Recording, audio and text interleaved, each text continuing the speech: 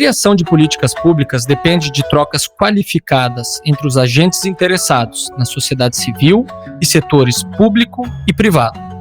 Nos setores de geração, transmissão e distribuição de energia no Brasil, há fóruns já estabelecidos que fazem essa articulação.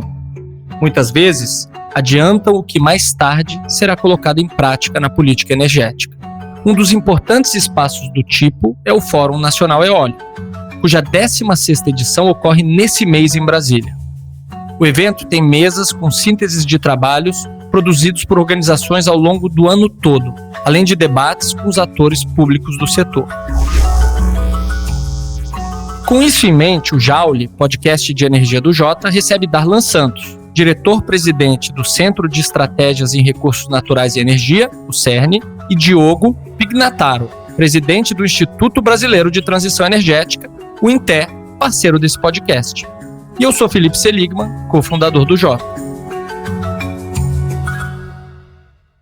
Bom, Diogo e Darlan, muito bem-vindos ao Jaule, um podcast que tem a parceria do Jota com o INTE. Então hoje a gente vai ter a oportunidade de conversar sobre o INTE e sobre as outras iniciativas que o INTE tem tido, mas também sobre o CERN. Então eu vou pedir para a gente começar essa conversa, começando com você, Diogo, para explicar o que é o INTE, para que o nosso ouvinte e a nossa ouvinte estejam atualizados, e você também, Darlan, para dar uma apresentação inicial sobre o CERN. Começando com você, Diogo. Perfeito, Felipe.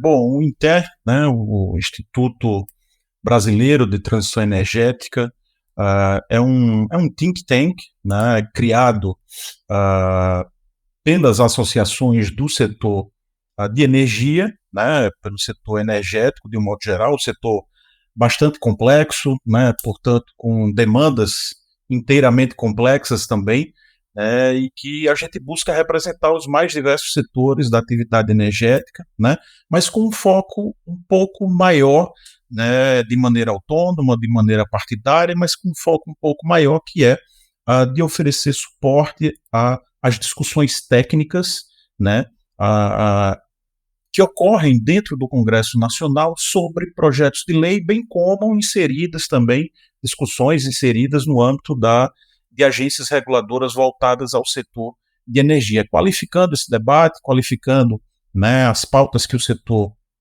energético possui, né, para que a gente consiga, enfim, aprimorar esse debate, aprimorar os textos legais ou regulatórios e dar uma contribuição efetiva para uma melhor ou maior transição energética, uma maior segurança energética, né, e, evidentemente, trazendo mais qualidade para o setor de um modo geral.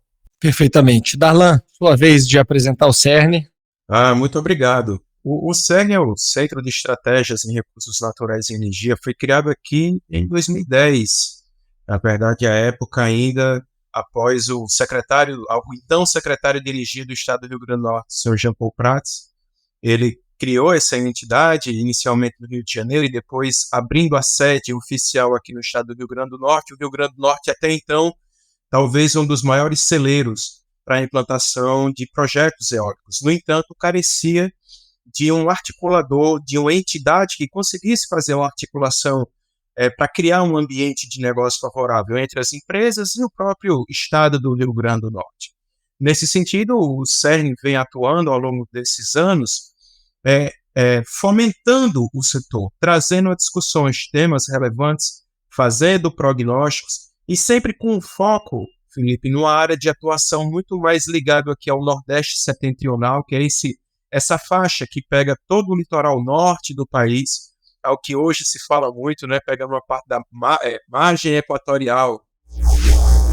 A margem equatorial é o nome dado à região litorânea que se estende do Rio Grande do Norte ao Oiapoque, no extremo norte do país.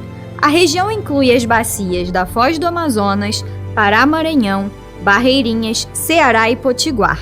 Essas bacias se estendem pelo litoral de 6 estados: Amapá, Pará, Maranhão, Piauí, Ceará e Rio Grande do Norte. A margem equatorial pode ter reservas de petróleo e gás com tamanhos similares que existem na Guiana e Suriname. A área pode produzir de 5 a 7 bilhões e meio de barris de petróleo recuperáveis, o que equivale a quase metade das reservas provadas de todo o Brasil ao final de 2021. Dado que essa é uma região, talvez, a região com maior potencial energético associado a fontes renováveis do país, né? A gente está falando de energia eólica, mas também um elevadíssimo potencial para energia solar fotovoltaica, como também para hidrogênio. E o CERN se insere nisso, exatamente dando apoio no local onde esses projetos estão efetivamente operando. E dessa forma a gente tem expandido essas ações para outros estados aqui dessa região, como também junto com o INTE, por exemplo, dando apoio ao Congresso Nacional nos debates dos projetos de lei que são de interesse para o setor.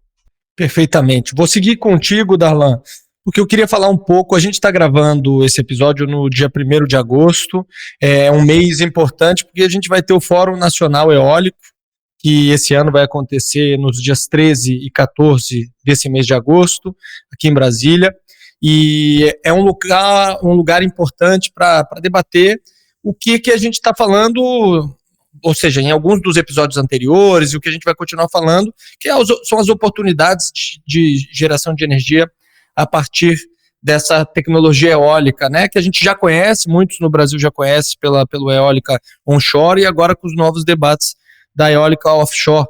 Queria que você pudesse apresentar para a gente do que se trata o fórum, o que a gente pode esperar para a edição desse ano também. Perfeito. Bem, já estamos, na verdade, chegamos à 16ª edição desse fórum, né?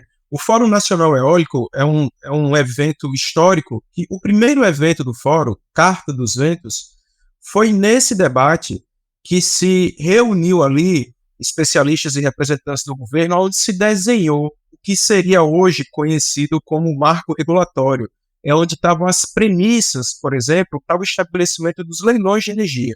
Então eu acho que é um evento que, quando ele já nasceu com relevância para o setor.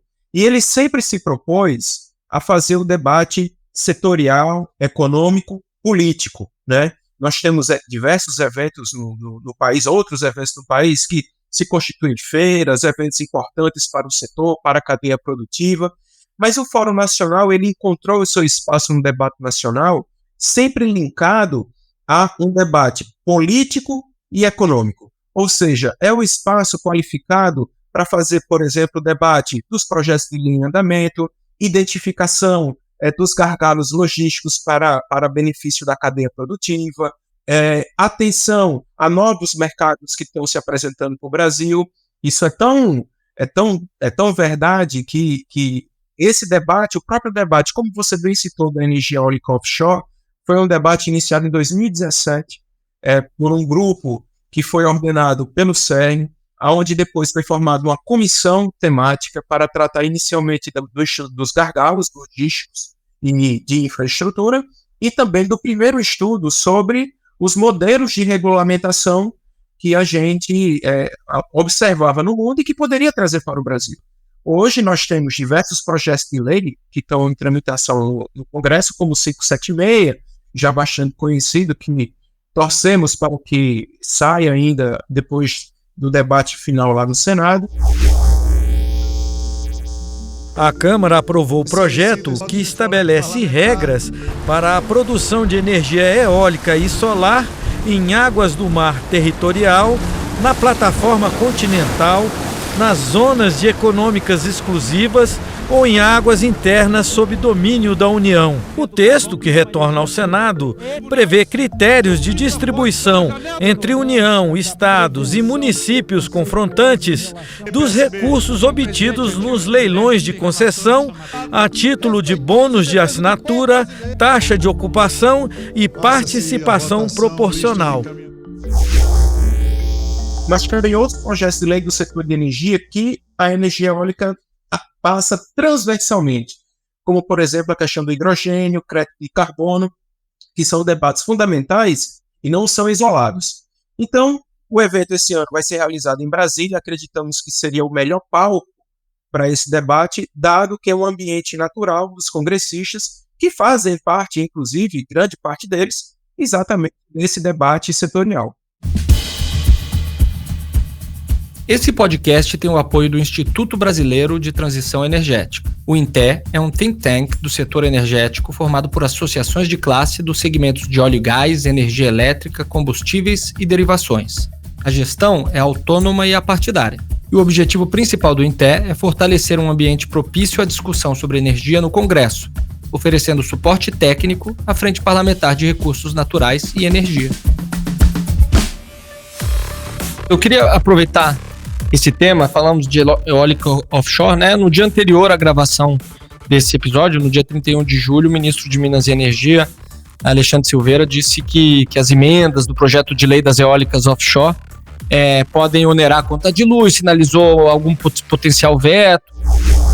Defendemos um marco efetivo para eólicas offshore que não venha ferir de morte a conta de energia do consumidor.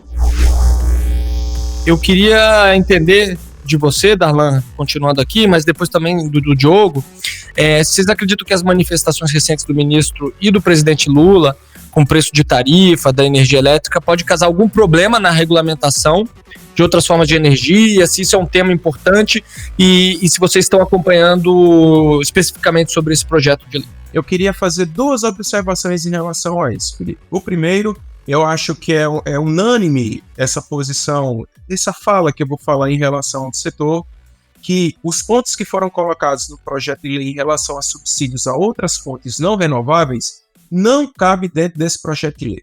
Seria, na nossa avaliação, uma certa irresponsabilidade a gente imaginar que daqui a 10 anos, reguladores de fora, especialistas vão olhar para um projeto de lei que trata de energia renovável no Brasil, está lá inserido 4 artigos tratando de subsídios a fontes não renováveis. Então, essa é uma opinião que eu faço de uma maneira até mais contundente, mas como eu disse, é algo que aparentemente é compartilhado por outros agentes do setor. O segundo ponto é que, uma coisa é a gente tratar de um assunto relativo a uma foto atual, tá? Em relação, por exemplo, a preço de energia no mercado, a falta de infraestrutura para transmissão e conexão, ou, na verdade, o contrassenso que nós vivemos hoje, que seria que, apesar do preço da energia, da venda de energia estar barata, mas nós temos sobre a oferta de energia, mas para o consumidor final a energia continua cara. Então, isso parece um contrassenso que também é debatido no setor, algo que parece um paradoxo.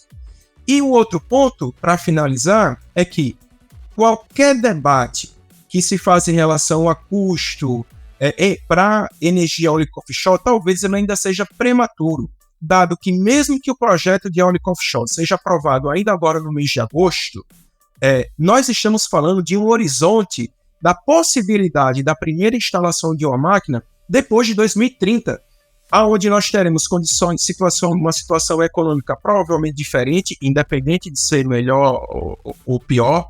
Nós teremos uma condição de preço de energia diferente, porque o próprio preço é uma variável que ela muda muito ao longo do tempo. Eu chegando a comentar com alguns colegas, basta, infelizmente, mais 4 meses de uma seca mais forte, 5 meses de uma seca mais forte em certas regiões do país, principalmente reservatórios, isso já provoca uma grande alteração no preço final da energia. O que hoje é um preço de energia que inviabiliza qualquer projeto, inclusive onshore, pode ser que daqui ao próximo ano essa variável ela não tenha mais tanto peso no mercado. Então eu acredito que fazer o debate em relação a isso hoje para a energia eólica offshore ainda seja prematuro. Nenhum especialista, nenhuma entidade no Brasil hoje consegue especificar qual seria o CAPEX para a instalação de um projeto offshore no Brasil, dado que todas as informações em relação ao custo do projeto são informações de um mercado que não é o mercado aqui brasileiro, é o mercado da Europa, já que nós não temos aqui navios para isso ainda, nós não temos infraestrutura portuária e nós não temos nem, por exemplo, ainda a infraestrutura para conexão e transmissão. Então essa é a nossa visão sobre isso. Debate sobre subsídio, eu acredito que é um debate acalorado no setor, merece um amadurecimento mais. Falar sobre isso de energia eólica offshore seria deveras prematuro ainda, já que nós não temos custos reais. Perfeito. Diogo, não sei se você quer complementar. Não, sim, eu acho que esse debate, de um modo geral, né, sobre os projetos de lei, ou o projeto de lei que está mais à frente, avançado, né, sobre eólico offshore, ele de fato ele vai ser um grande assunto dentro do nosso Fórum, né, Nacional Eólico.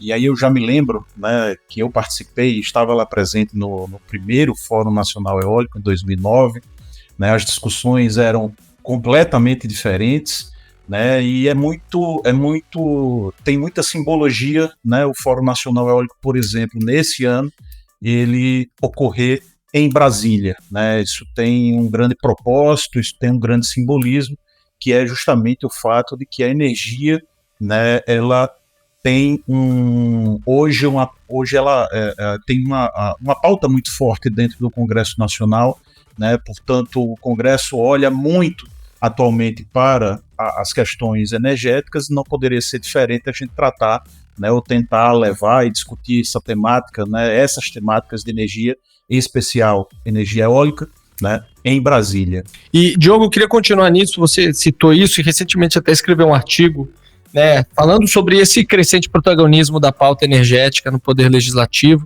Me parece claro que é um tema não só do Brasil, mas para o mundo fundamental, né, e me parece também que a grande questão brasileira é uma questão regulatória e legislativa, né. Eu queria que você pudesse aprofundar um pouco dos temas que você citou no seu artigo, do porquê que você acredita que houve primeiro esse acúmulo de temas e que está acabando, faz com que a gente leve a um ano com um avanço simultâneo de pautas importantíssimas e super complexas que talvez mereceriam um foco total da discussão, né? Queria ouvir um pouco para a gente poder aprofundar, e eu acho que acaba que são temas que vão estar presentes lá no fórum também. Não, sem dúvida, e eu olharia talvez sob uma outra ótica, né? Eu talvez não classificaria como uma espécie de acúmulo, né, de pautas do setor, né, porque isso talvez trouxesse um significado de que, né, houve talvez uma dificuldade em dado momento, ou uma lerdeza, ou algo do tipo, e na verdade eu enxergo de uma outra maneira no seguinte sentido: eu acho que o que está acontecendo, o que precisa acontecer hoje para o momento atual do Brasil no âmbito do Congresso Nacional, ou seja, o Congresso está olhando e tratando essas discussões, porque de fato essas são as discussões do momento para a transição energética no Brasil.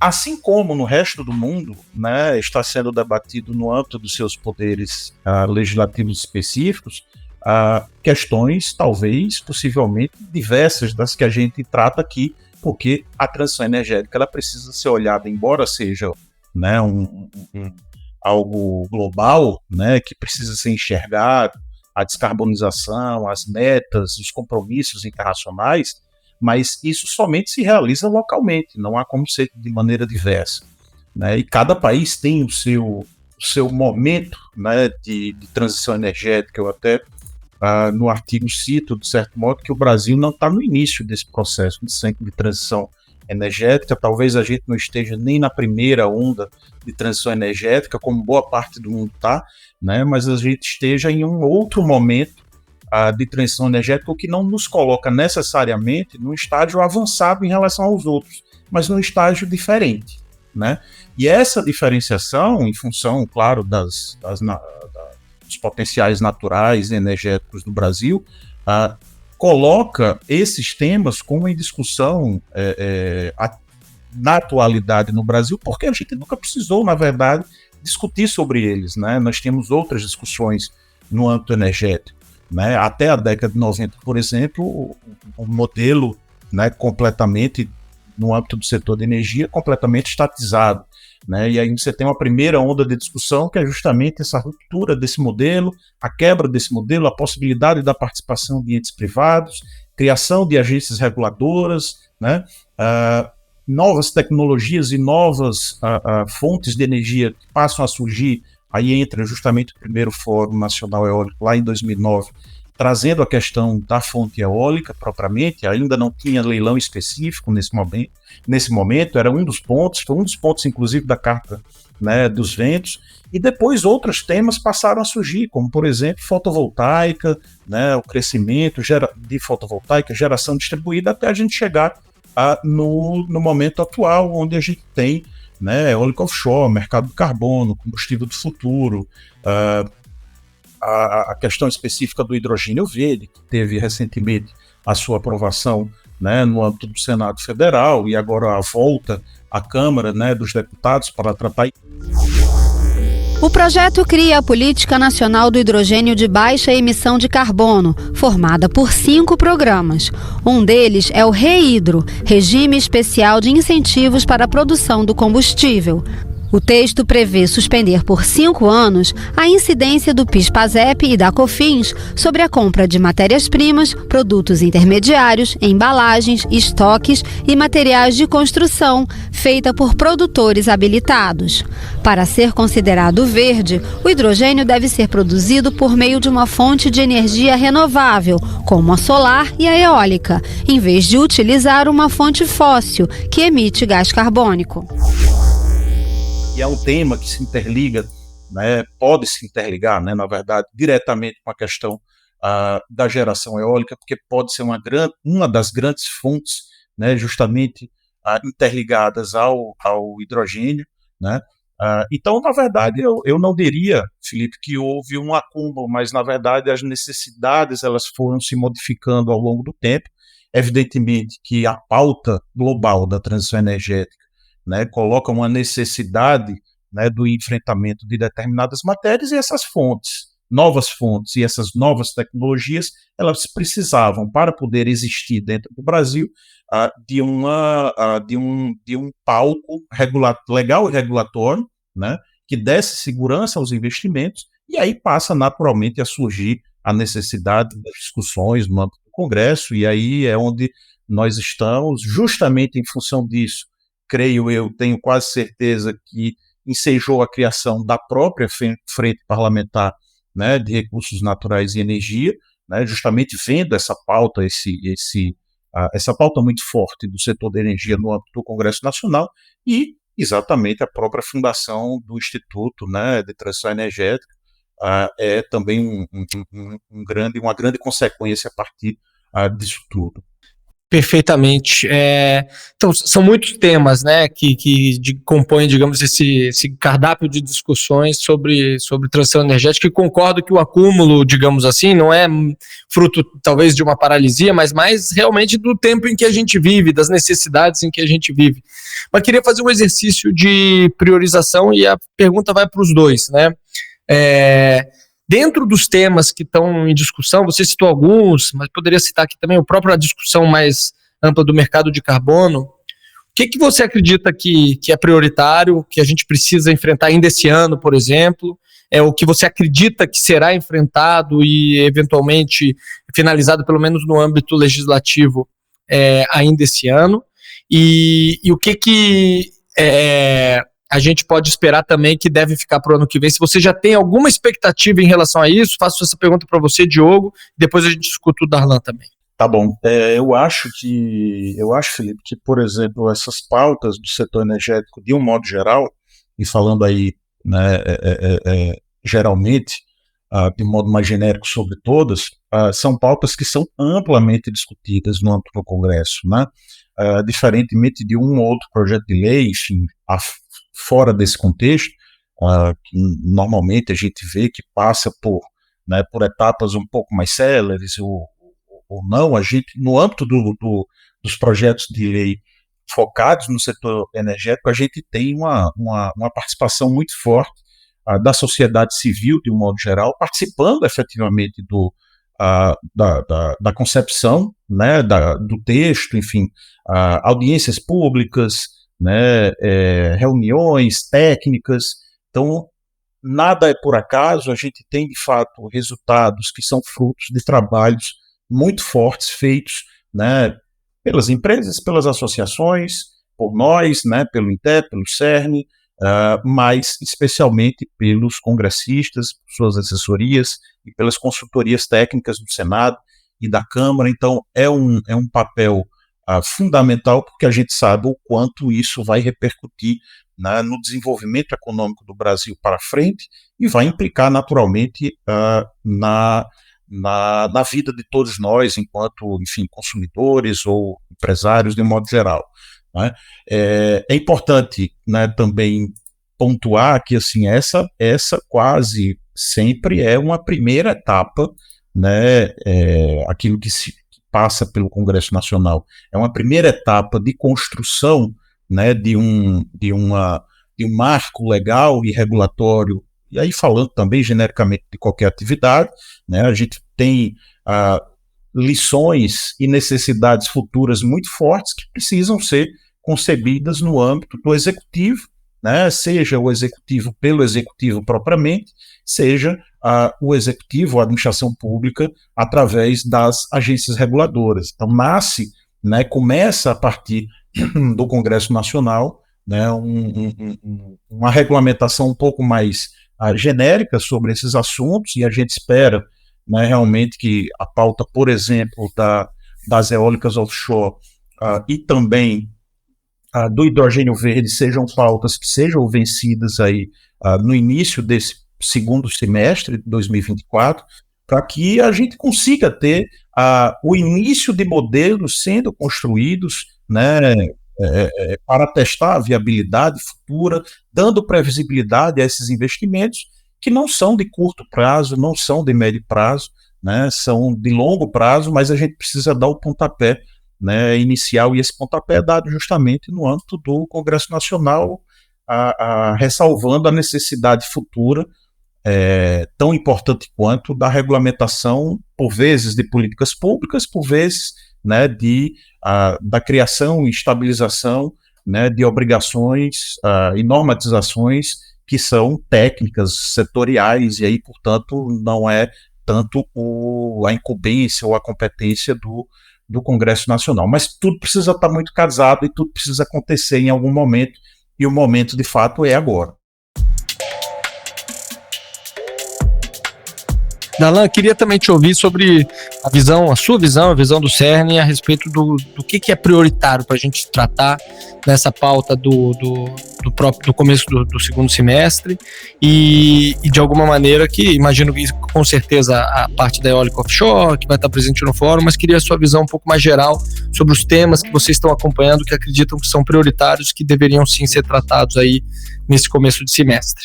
Até complementando o que o Diogo falou, e fazendo talvez um pequeno regresso, numa das últimas audiências, na verdade na primeira audiência que nós estivemos lá em Brasília, num evento organizado pela Frente Parlamentar, na retomada da agenda, eu tinha feito um comentário com então o presidente que estava na audiência, o presidente da Frente Parlamentar de Energia, o senador veneziano, indicando a seguinte fala, que, na minha opinião, e foi uma opinião também das associações, o protagonismo que o Congresso deu, principalmente no segundo semestre do ano passado, nas pautas dos projetos de lei que a gente chamou ali de pauta verde, foi impressionante, né?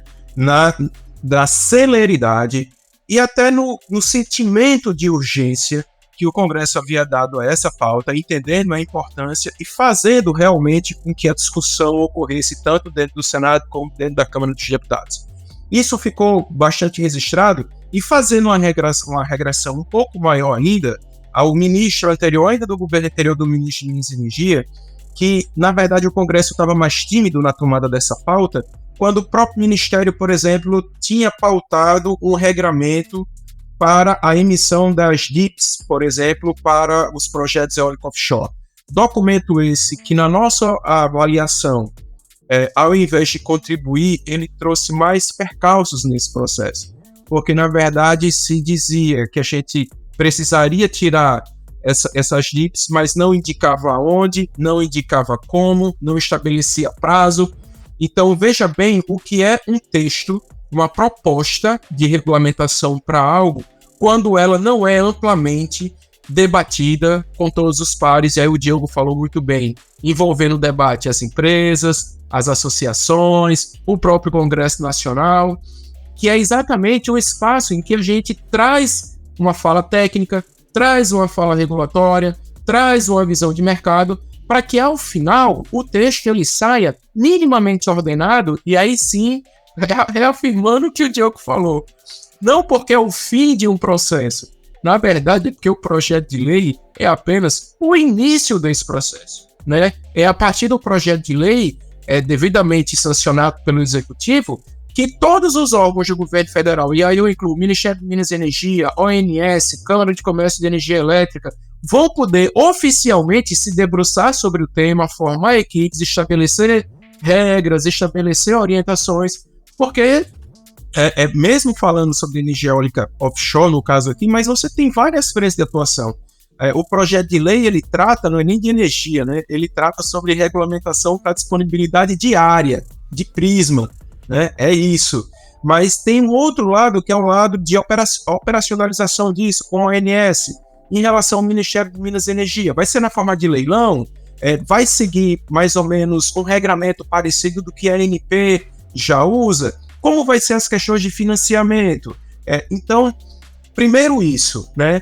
Dizer que é apenas o início de um processo. E qual é a expectativa que a gente tem para esse ano? Primeiro, eu acho que ficou muito claro também a forte interligação que energia eólica offshore e hidrogênio vão ter, principalmente, essas duas fontes, porque aí é uma visão nossa de CERN que a viabilidade econômica desses projetos, desses dois universos, de alguma forma vai se dar mediante a interligação desses dois, né?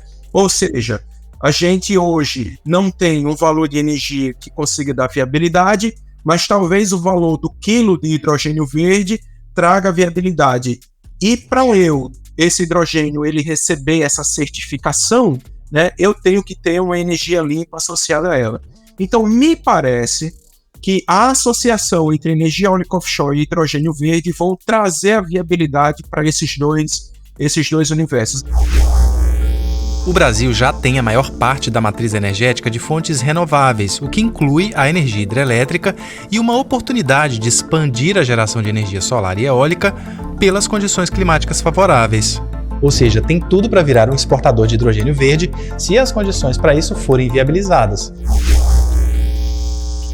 Evidentemente, a gente tem uma expectativa mais forte agora e mais urgente, principalmente, para a questão da energia eólica offshore. A gente já começa a ver uma movimentação das associações para que ainda agora, no mês de agosto, esse tema ganhe de novo uma relevância lá dentro do Congresso Nacional, para quem sabe, finalmente, a gente ter um texto devidamente finalizado ainda no segundo semestre de 2024. A gente entende que ambas as entidades que vocês representam, ela tem como função criar esse ambiente de discussões qualificadas relacionadas à pauta do setor energético brasileiro. E você citou uma série de entidades, né, governamentais, agências reguladoras, enfim, que precisam fazer parte disso. Hoje, queria ouvir um pouco a visão dos dois, começando talvez pelo Darlan e depois a gente passa para o Diogo, sobre se vocês acreditam que existe essa interlocução e esses atores estão incluídos nesses debates da maneira correta, a contento, para que a gente consiga criar todo esse arcabouço legal e regulatório que vai fazer a diferença, querendo ou não, para o futuro bem sucedido ou não do Brasil como essa potência energética, né? Eu queria fazer um destaque, então, primeiramente ao IBAMA, né? O IBAMA foi a primeira entidade, né, ligada ao governo que fez um trabalho interno, né, de estabelecer ali vamos tentar pelo menos identificar umas áreas e abrir um espaço aqui para que o mercado possa se manifestar na forma de cadastro de projetos. E eu acredito que não foi apenas eu que ficou surpreso com a quantidade de projetos que foram cadastrados. E não projetos de empresas. Quem cadastrou projetos foram empresas que já tinham experiência na operação de energia eólica offshore no mundo. Eu posso citar algumas aqui, como Equinor, Copenhagen Infrastructure Partners, CIP, EDF, Neoenergia, Total, ou seja, empresas com experiência, com capital, com capacidade técnica e financeira de realizar esses projetos. Então isso foi primeiro uma forte sinalização, que independente de ter ou não ainda estabelecido um marco regulatório no Brasil, o mercado estava sinalizando de maneira muito forte o interesse no desenvolvimento desse setor no Brasil.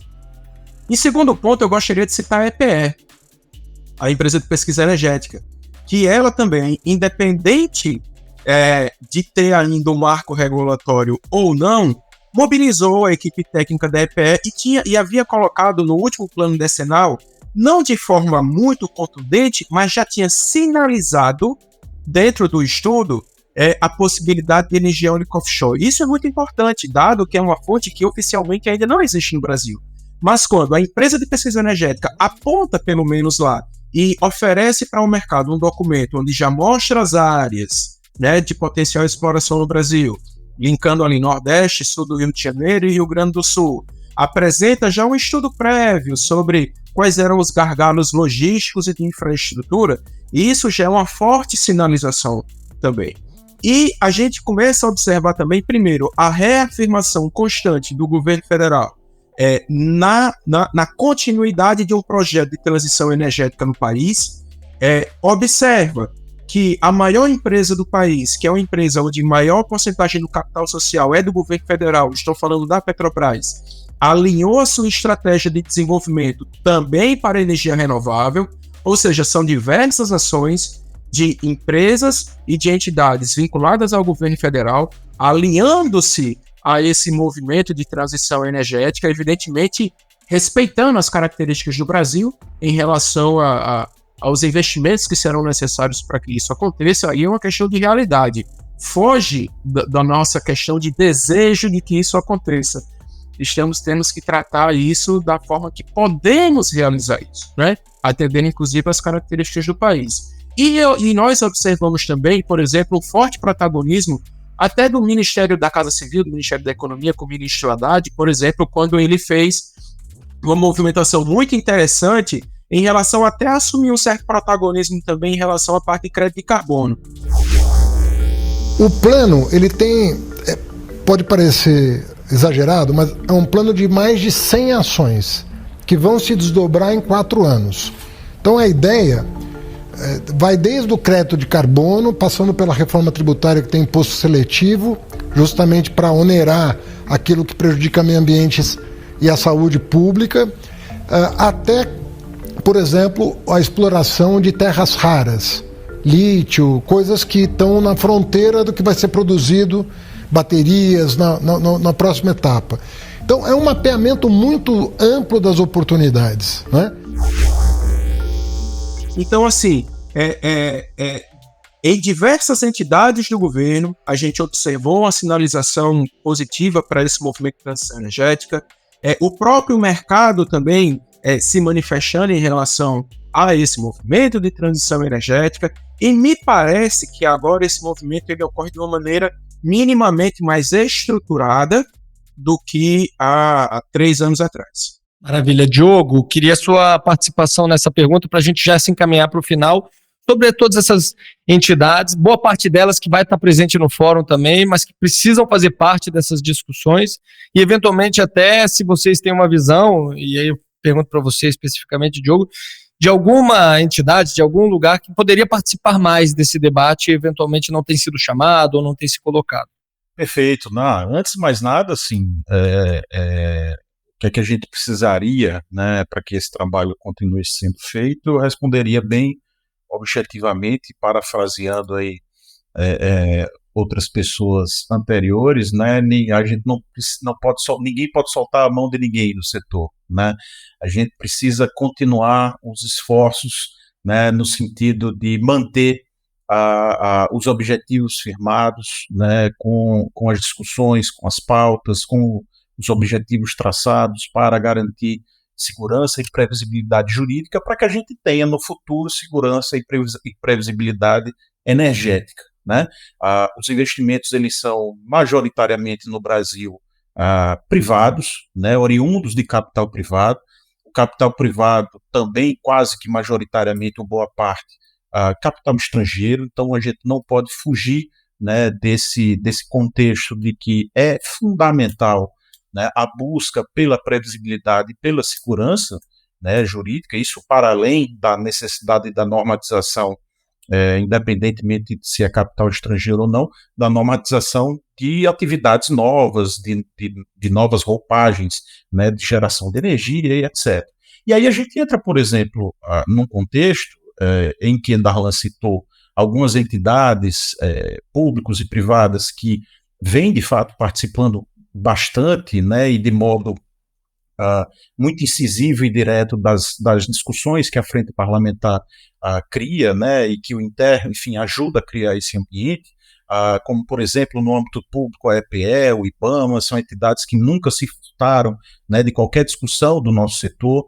A gente vai ter aí, por exemplo, no âmbito muito possivelmente com a aprovação na Câmara dos Deputados, da forma que foi o projeto de lei sobre hidrogênio verde, né, de baixa emissão de carbono, a gente vai ter aí uma necessidade tremenda de atuação da Agência Nacional do Petróleo, porque ela foi colocada como, né, a entidade, o órgão competente para regular e autorizar a produção de hidrogênio de baixa emissão de carbono, né, a própria exploração de hidrogênio natural e todas as atividades relacionadas, e é uma agência reguladora que vem participando fortemente das discussões e das audiências públicas que a gente trata no âmbito da Frente Parlamentar de Energia. Mas aí a gente vai ter, fatalmente, e aí eu falando muito mais especificamente de hidrogênio verde e de eólicas offshore, a gente vai ter aí uma gama de necessidades de atores que precisarão participar um pouco mais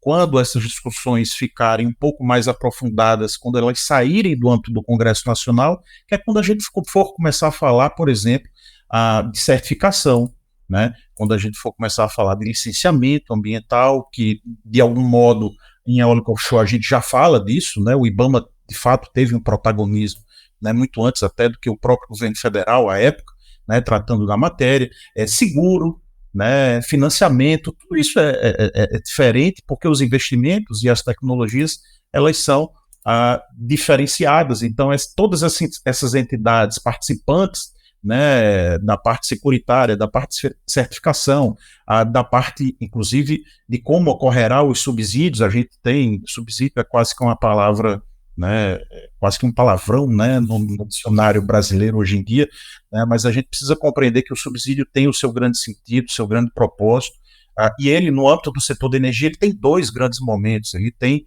o momento do subsídio que pode servir, né, para a estruturação do negócio, do conceito do negócio da infraestrutura, e é um tipo de subsídio que a gente vai estar tratando muito mais no contexto de incentivo fiscal para que aquela atividade aconteça e exista, né? E a gente tem, de fato, o subsídio aplicado à operação propriamente dita, que essa não tem dinheiro público envolvido, e essa talvez seja uma das grandes razões pelas quais a conta de energia no Brasil não acompanha aquilo que é o preço da energia no Brasil, portanto, muito mais elevado, porque, de fato, quem paga os subsídios, né, todos do setor energético, independentemente aqui, né, da valoração e necessidade de cada um, e são muitos, né, é o consumidor final, né, é o consumidor cativo, inclusive, né, o consumidor cativo paga pelo consumidor que decidiu não ser cativo, né. Então a gente tem algumas incongruências, se não muitas, né, mas sendo bem polido, a gente tem algumas incongruências de fato nesse contexto, e esse talvez seja o grande motivo pelo qual o subsídio é uma palavra,